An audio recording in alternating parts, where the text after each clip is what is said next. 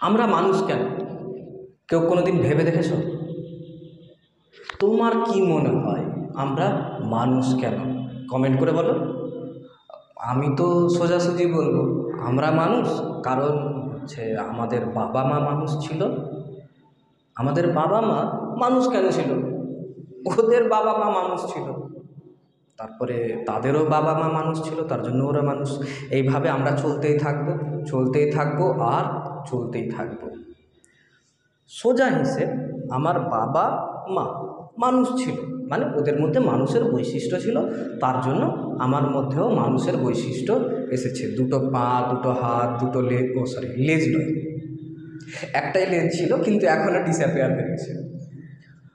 কিন্তু আমার বাবা মায়ের মধ্যে থেকে আমার মধ্যে বৈশিষ্ট্যগুলো এলো কীভাবে?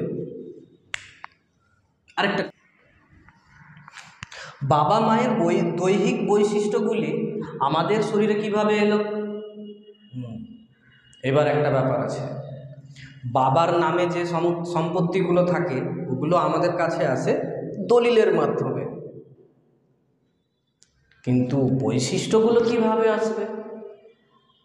অবশ্যই ভাবনার বিষয়। তাছাড়া আমাদের মধ্যেও অনেকেই কিন্তু সিআইডি দেখেছে। ওই যে কে কে এরকম করে বলো, আমি ভুলে গিয়েছি। তো যাই হোক, সিআইডিতে একটা শব্দ অনেকে কমন দেখতে পাবে, যে ডিএনএ টেস্ট করা হয়। ডিএনএ জিনিসটা কি? তারপর আমরা এখন ক্লাস 10-এ উঠে, ক্লাস 10-এ কি ক্লাস 8 থেকে শুনে আসছি আরেকটা শব্দের ব্যাপারে, ক্রোমোজোম।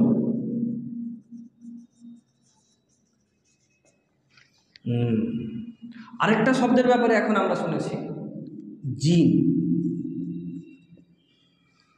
এই যে জিন, ডিএনএ, ক্রোমোজোম, এদের ব্যাপারে যখন আমাদের জানা থাকবে তখন অবশ্যই আমরা জানতে পারবো যে আমার বাবা মায়ের দৈহিক বৈশিষ্ট্যগুলো আমাদের মধ্যে কিভাবে এসেছে। তো চলো দেখা যাক, এখানেই আসা যাক।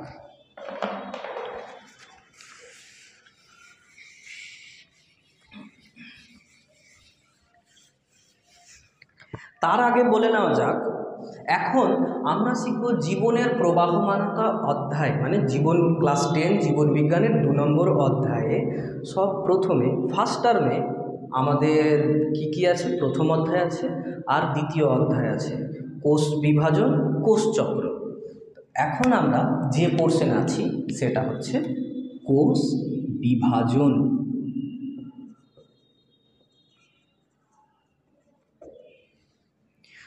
তবে কোষ বিভাজন, কোষচক্র শেখার আগে অবশ্যই আমাকে জেনে নিতে হবে জিন, ক্রোমোজোম আর ডিএনএর ব্যাপারে। আমরা আমাদের একটা দেহকোষে চলে আসি। দেহকোষের মধ্যে একটা কোষ, তার নিউক্লিয়াস হচ্ছে এটা। এটা যদি ডিম হয় তাহলে এটা ডিমের কুসুম, ডিম তো একটা কোষ। নিউক্লিয়াসের মধ্যে অনেকগুলো হিজিবিজি জাল টাইপের থাকে, এই জালটাকে বলা হয় নিউক্লিয় জালিকা। এটাকে কি বলা হয়? নিউক্লিয় জালিকা।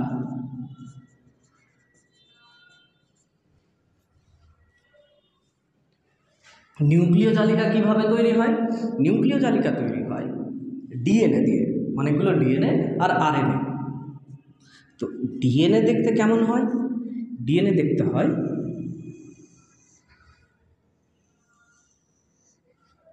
এইরকম।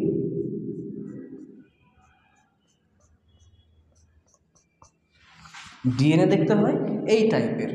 এবার একটা ডিএনএ, তার সঙ্গে আরেকটা ডিএনএ, তার সঙ্গে আরও ডিএনএ, তার সঙ্গে আরও ডিএনএ, কিছু আরএনএ, কিছু প্রোটিন একসঙ্গে মিশে একটা সুতোর মতো গঠন তৈরি করে। এখানেও এরকম অনেকগুলো সুতো হিজিবিজি হয়ে পড়ে আছে। হিজিবিজি হয়ে যখন আছে তখন সেটাকে আমরা বলি নিউক্লিয় জালিকা। কিন্তু কোষ বিভাজনের সময়, কিসের সময়? কোষ বিভাজনের সময় এই সুতোগুলো আর হিজিবিজি হয়ে থাকে না, সুতোগুলো একদম সজ্জাকারে তৈরি হয়। মনে হচ্ছে যখন অনেকগুলো সুতো ছড়িয়ে ছিটিয়ে আছে ওগুলোকে এক জায়গায় গুচ্ছ আকারে নিয়ে আসা হলো, অনেকগুলো বান্ডেল হিসেবে তৈরি করে রাখা হয়।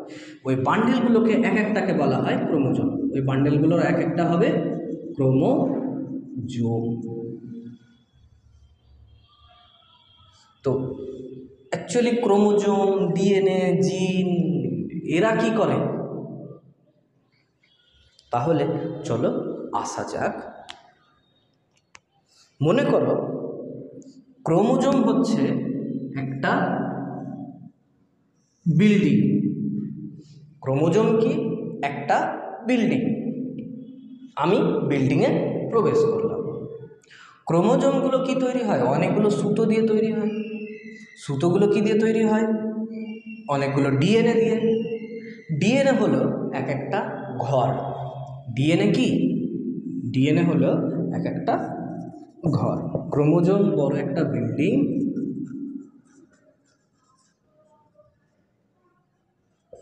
আর ডিএনএ হলো ঘর। এবার ডিএনএর মধ্যে একটা ঘরে যখন আমি প্রবেশ করব তখন ঘরে অনেকগুলো বাক্স রাখা আছে। এক একটা বাক্স খুলব, বাক্স খুলে একটা কাগজ দেখতে পাবো। ওই কাগজে হয়তো লেখা আছে আমার চুলের রং কালো হবে। ও, আমার চুলের রং কালো হয়ে গেছে। অন্য বাক্স খুললাম, অন্য বাক্সে লেখা আছে হয়তো আমার চোখের রং, কর্নিয়ার রং কালো হবে, ওটাও আছে। যতগুলো বাক্স আমি খুলব প্রত্যেকটা বাক্সতে একটা করে কাগজ দেখতে পাবো, আর কিছু একটা বৈশিষ্ট্য লেখা থাকবে। আমার শরীরের যতগুলো শারীরিক ও মানসিক বৈশিষ্ট্য আছে সবগুলো এখানে কিন্তু লেখা থাকে ওইভাবে। আর এক একটা বাক্স, ধরে নাও এই জায়গাতে একটা বাক্স আছে, এই জায়গাতে একটা বাক্স আছে, এখানে বাক্স আছে, এগুলো বাক্স এক একটা। আর এগুলোকে বলা হবে জিন। এই বাক্সগুলোকে কি বলা হবে? জিন। মানে এক একটা জিন নির্দিষ্ট একটা বৈশিষ্ট্য বহন করে আমাদের শরীরের। একটা ডিএনএতে অনেকগুলো জিন থাকতে পারে, আবার অনেকগুলো ডিএনএ মিলিয়ে ক্রোমোজোম তৈরি হয়। তাহলে আমরা আমার বাবা মায়ের শরীর থেকে কি পাই? এই জিন পাই, ক্রোমোজোম পাই, ডিএনএ পাই। জিন, ক্রোমোজোম, ডিএনএ এই সমস্ত বস্তুর মধ্যে দিয়ে আমার বাবা মায়ের বৈশিষ্ট্যগুলো আমার শরীরে এসেছে। তাহলে জিন, ডিএনএ, ক্রোমোজোম প্রভৃতির সাহায্যে আমাদের শরীরে বাবা মায়ের বৈশিষ্ট্যগুলি এসেছে। কিন্তু কিভাবে? আর কিন্তু কিভাবে, এই প্রশ্নটার উত্তর দেওয়ার জন্য আমাকে অবশ্যই জানতে হবে কোষ বিভাজন আর কোষচক্র।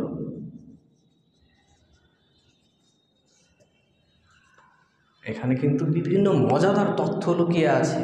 মজাদার তথ্যের সঙ্গে সঙ্গে কিছু ইম্পর্ট্যান্ট তথ্য লুকিয়ে আছে যেগুলো আমাদের মাধ্যমিকে প্রচুর কাজে লাগবে। তো চলো যাওয়া যাক কোষ বিভাজন আর কোষচক্রে। কিন্তু কোষ বিভাজনে যাওয়ার আগে আমাদেরকে অবশ্যই জানতে হবে ক্রোমোজোমের ব্যাপারে। কিসের ব্যাপারে আমরা জানবো এখন?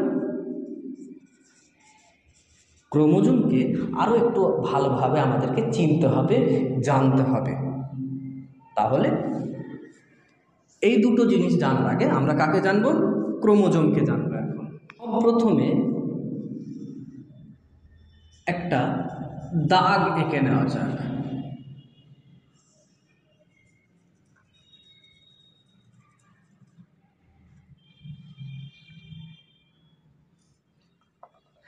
এই যে দাগ আঁকলাম, এটা কি? এটা হচ্ছে একটা ক্রোমাটিড। এটা কি? একটা ক্রোমাটিড। ক্রোমাটিড কি দিয়ে তৈরি হয়? তো না, ডিএনএ, আরএনএ এবং কিছু প্রোটিন একসঙ্গে মিশে যে একটা লম্বা সূত্র তৈরি হচ্ছিল, ক্রোমাটিন সূত্র বলেছিলাম, ঠিক ওই ক্রোমাটিড সূত্র এখন ক্রোমাটিডে পরিণত হবে। এটা একটা ক্রোমাটিড। সঙ্গে সঙ্গে আরও একটা ক্রোমাটিড থাকে। ক্রোমোজোমের গঠনে পাশাপাশি দুটো ক্রোমাটিড থাকে।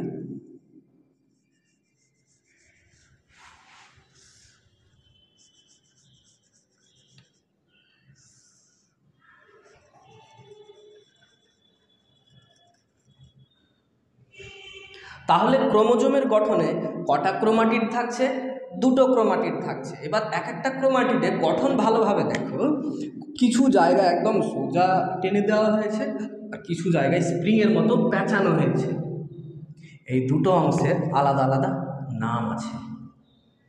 পেঁচানো অংশ যেটা, ওটার নাম কি হবে? যেটা সোজা অংশ সেটার নাম কি হবে? ইউক্রোমাটিন কোনটা আর হেটেরোক্রোমাটিন কোনটা? চলো তোমরা বলো। এখন এই ক্রোমোজোমটাকে এবার কভার করা হবে কিভাবে দেখা যাক।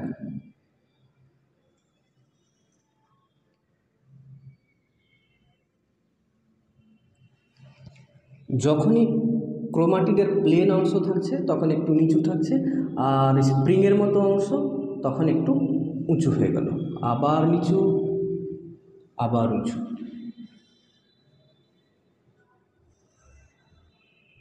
নিচু, উঁচু, এইভাবে সেম চলতে থাকলো।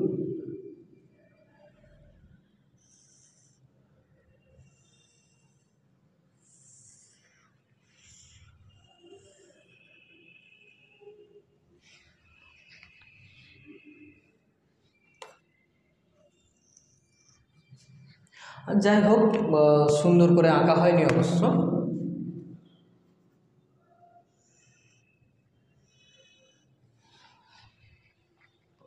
থাক এখনকার মতো এইরকম। এই টাইপের যদি একটা ক্রোমোজোম হয় তাহলে দেখতে পাবো ক্রোমোজোমের বিভিন্ন জায়গায় খাঁজ তৈরি হয়েছে। এখানে একটা খাঁজ আছে, এখানে একটা খাঁজ আছে, এখানে একটা খাঁজ আছে। তো এই খাঁজগুলোর মধ্যে নির্দিষ্ট কোনো একটা খাঁজের মধ্যে ঘন একটা বস্তু দেখতে পাওয়া যেতে পারে। ক্রোমাটিনগুলোতে কোনো একটা খাঁজে অবশ্যই এই টাইপের ঘন একটা বস্তু দেখতে পাওয়া যাবে। যখনই এই ঘন বস্তু দেখতে পাওয়া যাবে, দুটো ক্রোমাটিডে দুটো আলাদা আলাদা আছে, এই ঘন বস্তুগুলোর নাম দিয়ে দেবো আমরা আগে সেন্ট্রোমিয়ার।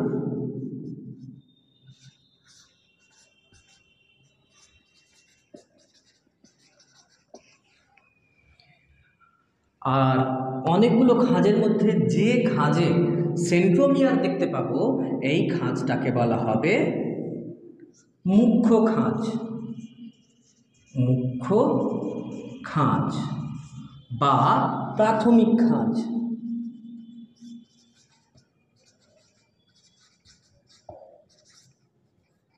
মুখ্য খাঁজ বা প্রাথমিক খাঁজ কোনটাকে বলবো?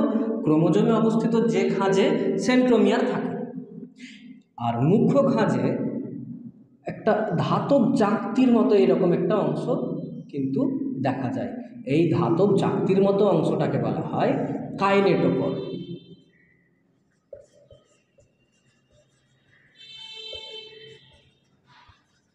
প্রত্যেকটা অংশেরই নির্দিষ্ট খাঁজ আছে, কোষ বিভাজনের সময় এগুলো খুব কাজে লাগবে। আর মুখ্য খাঁজ বাদ দিয়ে বাকি যতগুলো খাঁজ আছে সেগুলোকে বলা হবে কি? গৌণ খাঁজ। সেগুলোকে কি বলা হবে? গৌণ খাঁজ। আর ক্রোমোজোমের দুটো শেষ প্রান্ত, এটা একটা, এটা একটা, শেষ প্রান্তগুলোকে বলা হবে টেলোমিয়ার। শেষ প্রান্তগুলোকে কি বলা হবে? টেলোমিয়ার।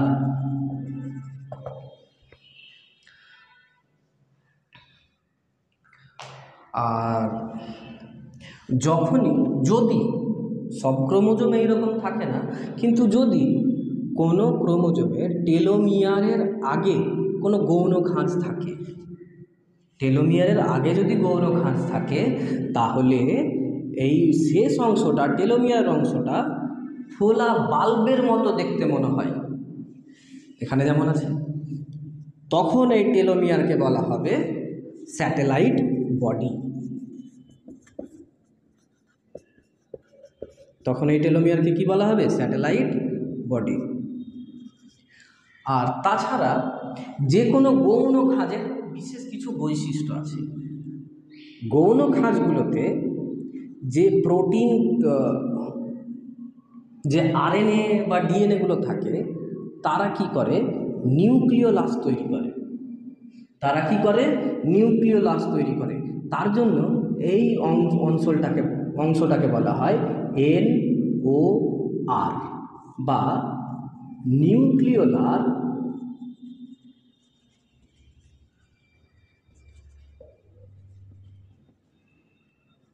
Organiser region.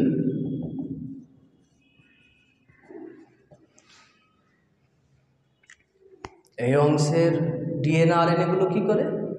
নিউক্লিওলাস উৎপাদন করে বা তৈরি করে। তার জন্য গৌণ খাঁজকে আবার বলা হয় কি? Nucleolar organizer region.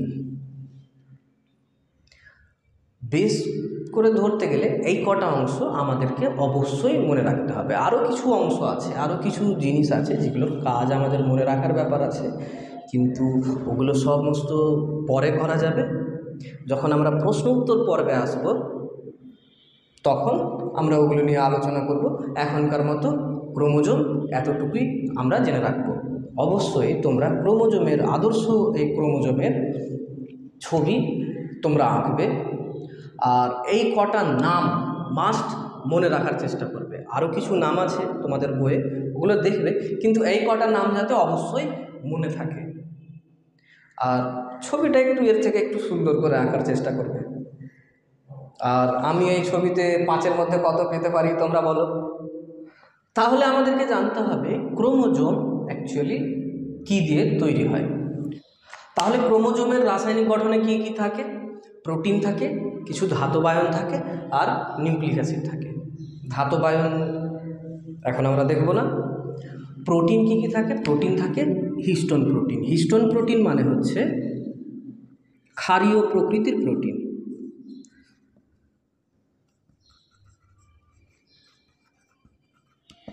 ক্রোমোজোমে যে সমস্ত ক্ষারীয় প্রকৃতির প্রোটিন থাকে সেগুলোকেই হিস্টোন প্রোটিন বলে। হিস্টোন প্রোটিনের কয়েকটা উদাহরণ তোমরা জানো। আর নন হিস্টোন প্রোটিন মানে আম্লিক প্রোটিন।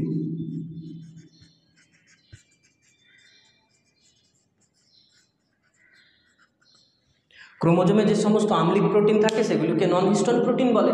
আর উদাহরণ অবশ্যই কমেন্ট করে জানাও। তারপরে নিউক্লিক অ্যাসিড। নিউক্লিক অ্যাসিডের কী কী থাকে? DNA, RNA. ডিএনএর পুরো নাম কি? আরএনএর পুরো নাম কি? তো চলো যাওয়া যাক এবার নিউক্লিক অ্যাসিডের কাছে। নিউক্লিক অ্যাসিডে কী কী আছে? DNA, RNA. ডিএনএ কীভাবে তৈরি হয়, আরএনএ কীভাবে তৈরি হয়? তাহলে ডিএনএর গঠনে কী কী থাকে? ডিঅক্সিরাইবোজ শর্করা, ফসফেট আর নাইট্রোজেন বেস। 5C কেন লেখা হয়েছে? গ্লুকোজ যেমন 6 কার্বনযুক্ত একটা অণু, ঠিক ওই রকমই ডিএনএতে যে ডিঅক্সিরাইবোজ শর্করা থাকে এখানে 5টা কার্বন থাকে। 5 কার্বনযুক্ত শর্করা হচ্ছে একটা ডিঅক্সিরাইবোজ শর্করা। ডিএনএকে যদি আমরা আঁকতে যাই এই টাইপের মোটামুটি গঠন পেয়ে যাব। যদি একটা মই বা সিঁড়ি আঁকা হয় তাহলে এই মই বা সিঁড়িকে যদি ভাবে পিছিয়ে দিই এই টাইপেরই গঠন আসবে আশা করি। তাহলে এই ডিএনএর গঠনে দুরকম জিনিস দেখতে পাচ্ছি। এই দণ্ড দুটো, দুই সাইডের দুটো দণ্ড আর মাঝখানের হাতলগুলো। অ্যাকচুয়ালি ডিএনএর দণ্ড কিভাবে তৈরি হয়? এই দণ্ডগুলো, দুই সাইডের দুটো দণ্ড আছে না, এটা আর এটা, এটা আর এটা, এটা কি দিয়ে তৈরি হয়? এটা অ্যাকচুয়ালি তৈরি হয় শর্করা আর ফসফেট দিয়ে। ব্যাস, কাজ শেষ। দুটো দণ্ড তৈরি হয়ে গেল শর্করা আর ফসফেট দিয়ে। শর্করা ফসফেট, শর্করা ফসফেট, শর্করা ফসফেট, শর্করা ফসফেট, এইভাবে চলতে থাকে। এবার হাতলগুলো কীভাবে তৈরি হয়? মাঝখানে যে এই দাগগুলো আছে এগুলো কিভাবে তৈরি হয়? এগুলো তৈরি হয় নাইট্রোজেন বেস দিয়ে, N2 ক্ষার বা N2 বেস দিয়ে। নাইট্রোজেন বেস কয় ধরনের আছে? নাইট্রোজেন বেস হয় 2 ধরনের। একটা হচ্ছে পিউরিন আর একটা পিরিমিডিন।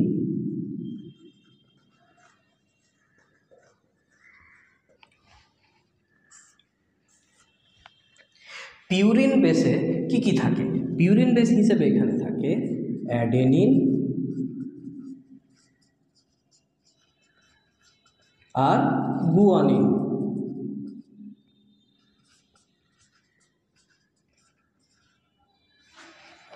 পিরিমিডিন বেস হিসেবে থাকে থাইমিন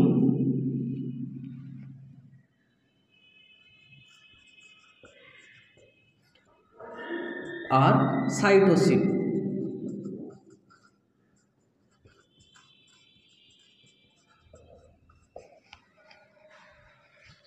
অ্যাকচুয়ালি কি হয়,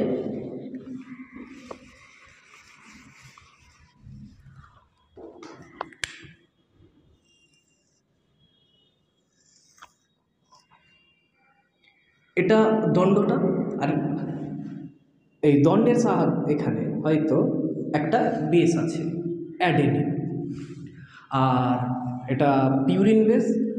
ঠিক ওই সামনে উল্টো দিকে অন্য দণ্ডতে এখানে আরেকটা বেস আছে যার নাম হচ্ছে থাইমিন।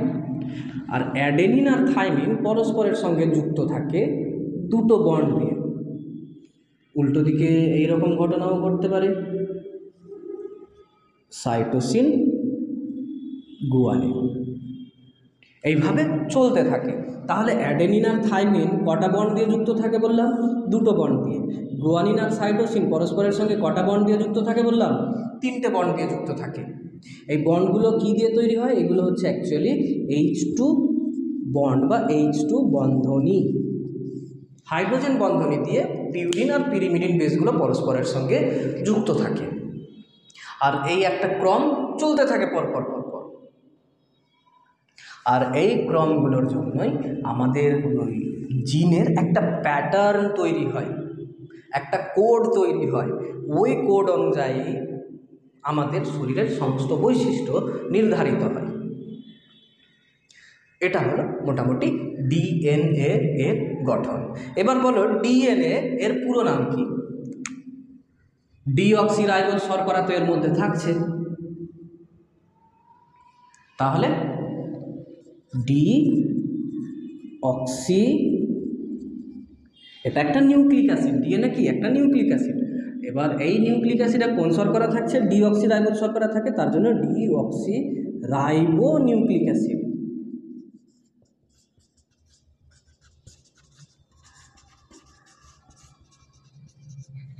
Deoxyribo nucleic acid. এবার চলে আসা যাক আরএনএতে।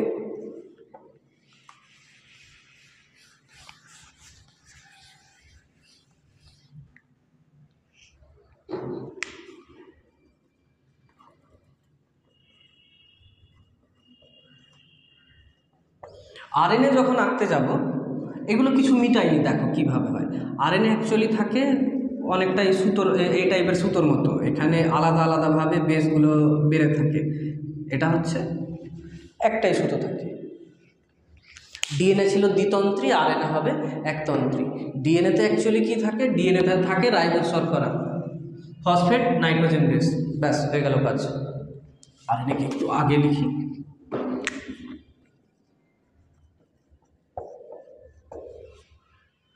দণ্ডতে কি থাকে? এই দাগটাতে কি থাকে? শর্করা আর ফসফেট থাকে। হাতল যেটা এই দাগগুলো বেড়ে বেড়ে আছে, এগুলোতে কি থাকে? নাইট্রোজেন ক্ষার বা N2 বেস সেম থাকে। সেম আরএনএতেও পিউরিন বেস হিসেবে অ্যাডেনিন আর গুয়ানিন থাকে, আর পিরিমিডিন বেস হিসেবে একটাই শুধু পাল্টাই, থাইমিনটা থাকে না। থাইমিনের পরিবর্তে ইউরাসিল থাকে।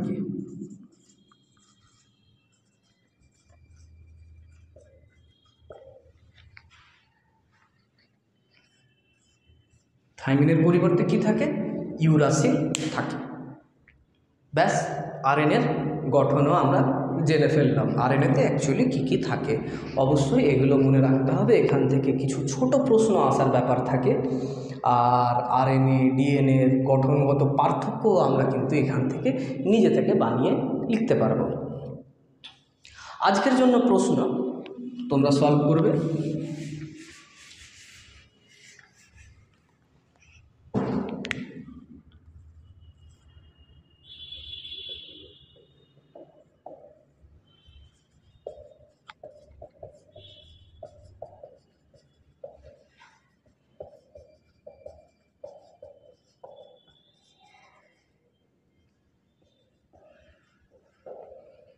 চলো, এটার উত্তর তোমরা বলবে।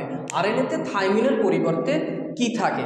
আর কিছুদিন পর হয়তো কিছু একটা প্র্যাকটিস সেট দিয়ে দেবো তোমাদেরকে, যাতে এই পড়াগুলো থেকে কোয়েশ্চেন অ্যান্সার সলভ করতে পারো। আর এখনকার মতো এইটুকুই। এর নেক্সট ক্লাসে আমরা শিখে যাব কোষ বিভাজন আর কোষচক্র। তাহলে সাবস্ক্রাইবটা হয়েই যাক। ধন্যবাদ।